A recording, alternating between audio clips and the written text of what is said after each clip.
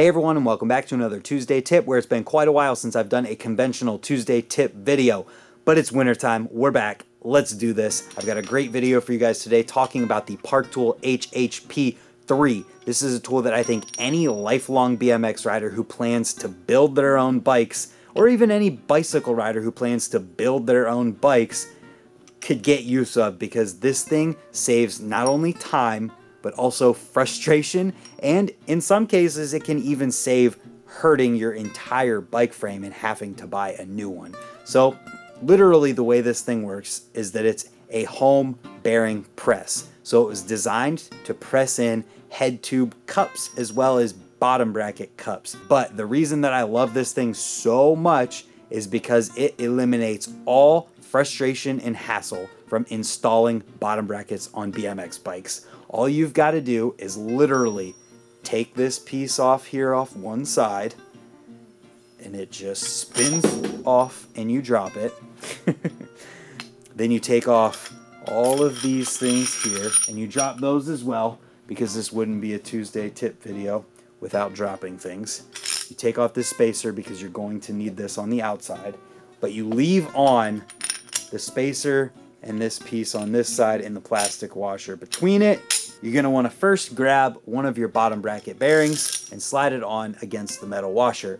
Then after that, you're going to grab your bearing spacer and slide it on as well. One, it's going to improve the life of your bottom bracket bearings, and two, it's going to improve the feel of pedaling your bike as well. I've got an entire video about it. Check it out in the info card over here. Then after that, what you're going to want to do is grab your frame. Bet you didn't see that coming. And first, before you do anything with these two pieces, you're going to want to make sure that you grease the bearing cups on your frame on both sides. Just do it. Make sure that you do, because if you don't, you can mess things up, and also it's just going to make things a lot harder. So once you've greased up your bearing cups, you're going to take this assembly that you've made and you're going to slide it into one side of your frame. It doesn't really matter, you're just going to slide it into one side of your frame. Then after that, we're going to hold it all together. We're going to grab our other bottom bracket bearing. We're going to slide that on as well. And before we do any pushing or anything here, we want to grease our bearings up on the outside as well, just to get that metal on metal contact point to be completely greased up as good as we possibly can. Then from here, you're going to grab your other metal washer and you're going to slide that one to meet up with your other bearing. And then you're going to grab the piece that looks like a bottom bracket spacer and you're going to slide that on as well.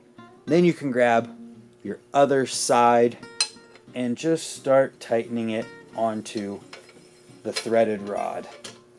So at this point, it's pretty simple and self-explanatory. You're just going to tighten this thing. You're going to try to make sure that it's squared up as you're doing it as best you can. And once you get it to that point, you're just going to start tightening this thing and tighten it literally until your bearings are installed into your frame.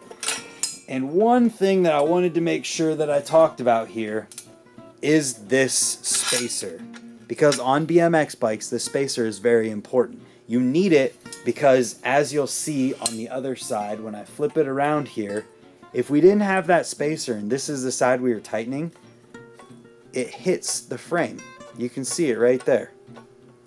So you wouldn't be able to tighten the bearing all the way in. That's why you have one side without it, so that you can just put it facing up, and then you have the other side with it that you can tighten all the way until the bearing's into your frame. I'm not actually going to do this because I don't want those bearings in that frame, but I did want to give you guys a visual representation of how you do all of this so that you can see how much of a lifesaver this is and compare it to your experiences of using a hammer to install your bottom brackets.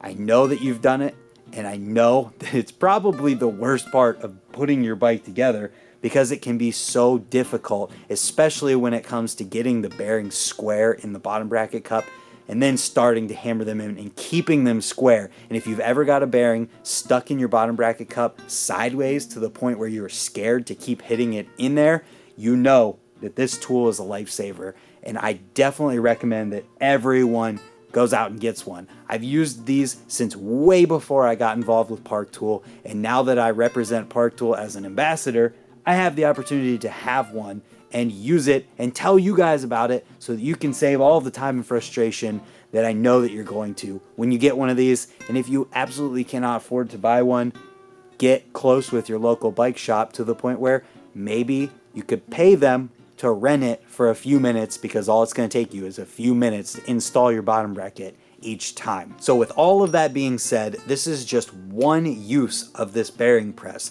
If you're an old school guy or you have any need whatsoever to press in bearing cups onto a frame, this will do it as well. And on that note, we're going to wrap this one up. I just wanted to make a quick video talking about a tool that some people might not have heard of before that could save them some serious time and frustration, as I've said many times throughout this video. And not only that, it's going to do so over their entire lifetime riding bikes, and maybe even beyond that, because this tool is literally going to last forever. So buy one or borrow one, just get your hands on a Park Tool bearing press the next time you have to install a bottom bracket into a BMX frame.